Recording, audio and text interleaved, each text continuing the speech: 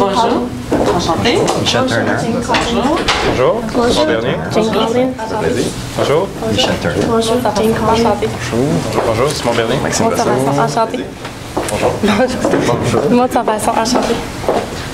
Bonjour.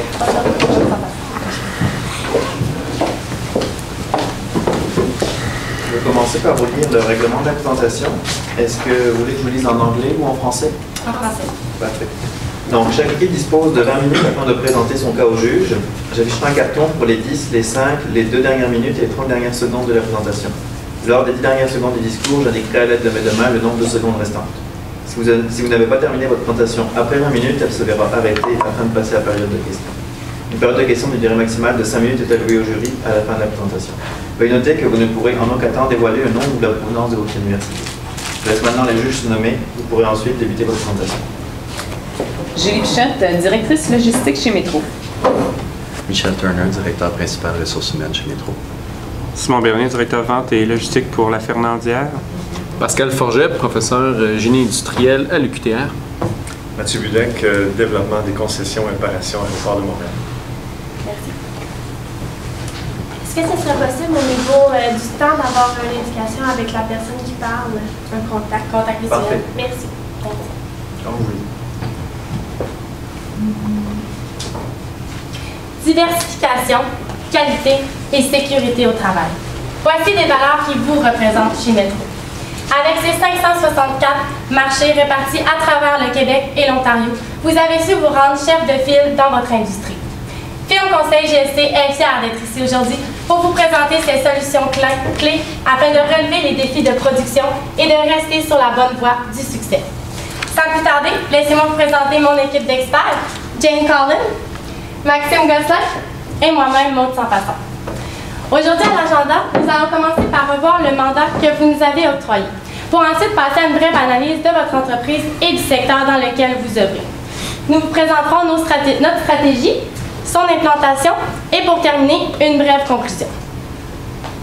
Le mandat aujourd'hui, aider Métro à prévoir la possibilité d'implanter un nouveau centre de distribution et ce, à Laval.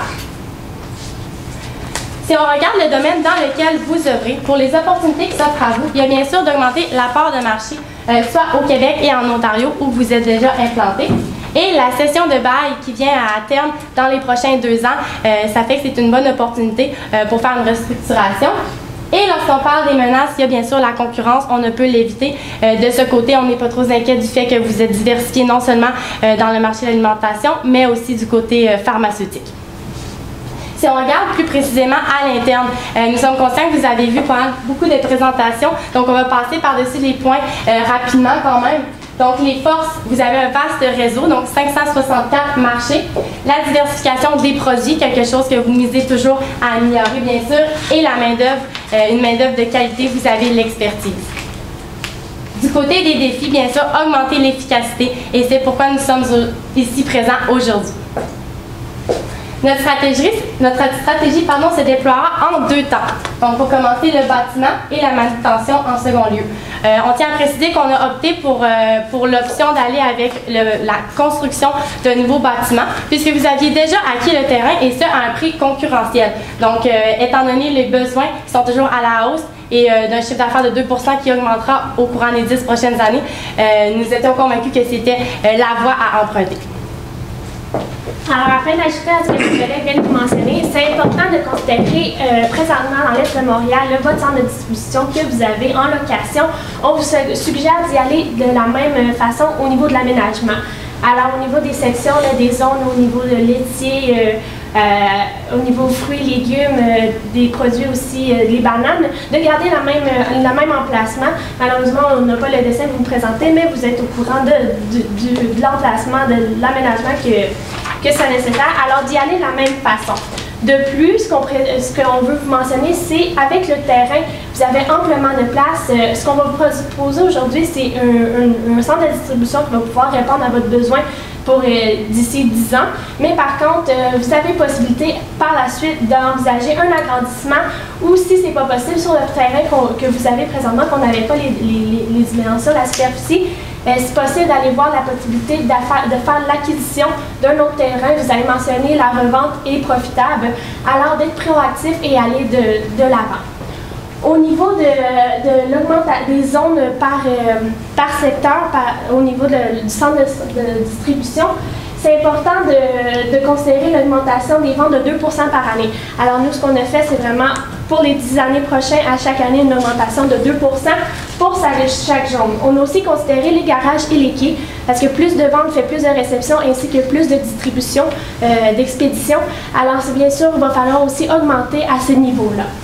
On a aussi considéré le 4 % d'augmentation au niveau de nouveaux produits.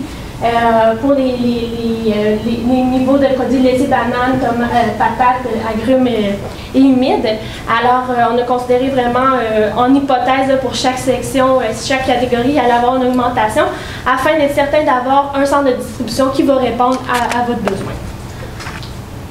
Au niveau de la superficie des zones, en considérant les allées et le tout pour bien fonctionner, c'est une superficie de 155 000 pieds carrés.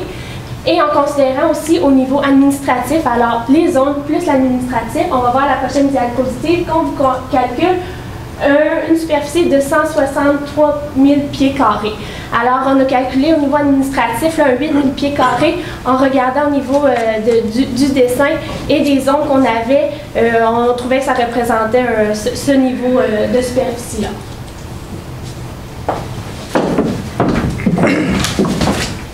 Il y a maintenant de la hauteur. Nous avons considéré que la hauteur que vous aviez actuellement dans votre centre de distribution actuel dans l'est de Montréal était une bonne hauteur, était la hauteur qui était nécessaire à avoir pour le prochain centre de distribution. Donc actuellement, vous avez en bas la zone de picking qui est de 7 pieds de hauteur, 7 pieds 3 pouces, et par la suite, vous avez 3 zones d'entreposage supérieures à celle-ci, donc ce qui vous mène à un 28 pieds de hauteur environ. Par la suite, nous avons décidé d'inclure un 5 à 8 pieds pour laisser de l'espace en haut pour la canalisation, pour l'éclairage et être sûr que la manutention ne viendra pas accrocher au plafond et que tout soit sécuritaire, bien sûr, pour les équipements, mais surtout pour les employés. On sait que vous avez vos employés à cœur, donc c'est très important pour nous, de ce côté-là, d'aller chercher une sécurité pour les travailleurs.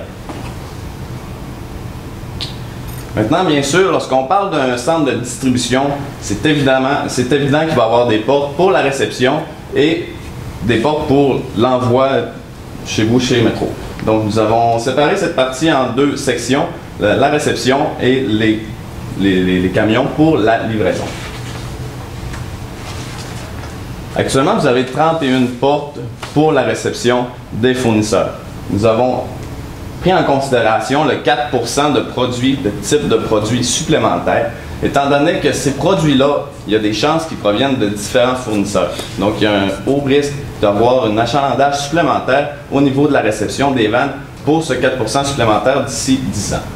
Par contre, pour le 21 %, le 2 % sur 10 ans, ce qui menait à 21 % supplémentaire de produits, étant donné qu'actuellement, vos fournisseurs, les vannes de réception ne sont pas toujours pleines, nous avons considéré que les fournisseurs n'allaient pas avoir toujours, il n'y aura pas 21 % de vannes supplémentaires pour les camions de réception des fournisseurs. Nous avons décidé d'y aller à environ 10 % au lieu de 20 %.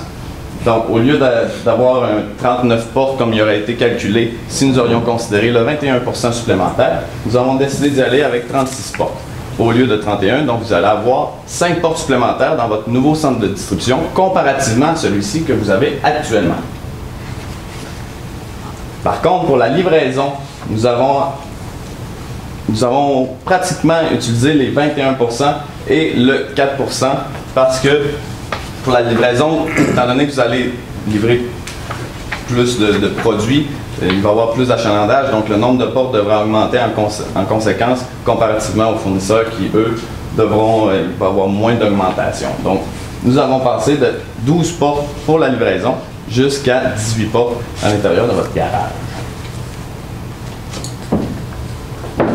Vous avez aussi la problématique au niveau des chambres à bananes. Les bananes, c'est un produit, un aliment qui, après la cueillette, va continuer de mûrir. Alors, c'est très important de bien regarder au niveau des bananes qu'est-ce qui va se passer. Alors, Si on regarde présentement, on a calculé à l'aide des 4 types de bananes que vous avez, soit le premium, le plantain miniature et rouge, et la quantité de 48 par palette, 48 caisses. Combien de chambres de bananes que vous avez? Alors présentement, selon notre calcul, c'est une approximation de 19 chambres de bananes. Par contre, qu'est-ce qu'on vous suggère de faire avec l'augmentation des ventes? C'est d'augmenter le nombre de chambres de bananes à 24 chambres. Comme on va voir à la prochaine diapositive, en considérant l'augmentation, le nombre de palettes et encore une fois le nombre de caisses par palette, ce qui répond à vos besoins est le 24 chambres à bananes. Maintenant, nous allons regarder